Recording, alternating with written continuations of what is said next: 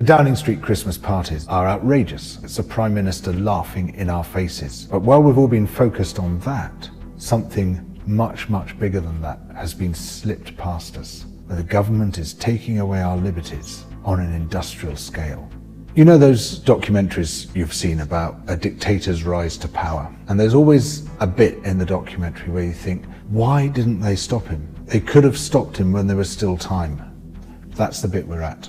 We currently have a bill going through its final stages of Parliament, the police bill, which now contains measures which would effectively shut down protest in this country.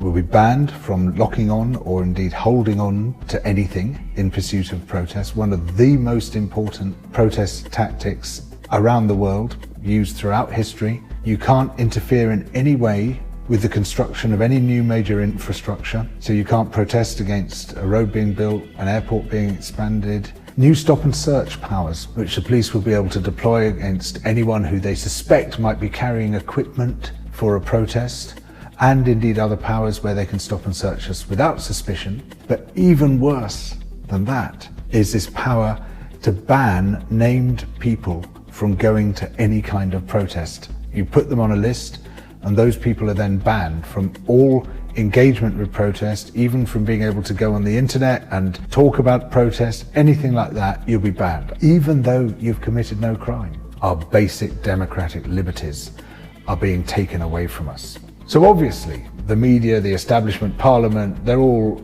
up in arms, they're in uproar over this.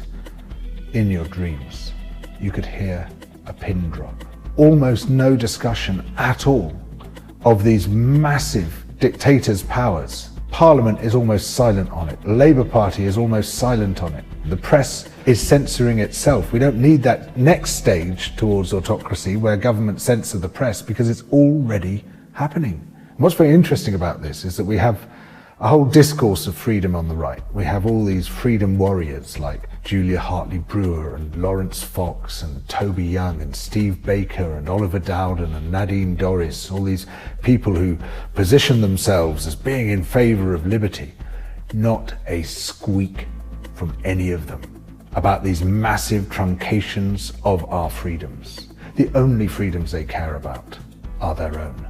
It's not just the police bill, which has been slipped past us while we've all been focusing elsewhere. It's also the Nationality and Borders Bill, an unbelievably oppressive piece of legislation where it enables, on a whim, the government to take away your citizenship, to take away your passport. And this could apply to up to 5 million people, predominantly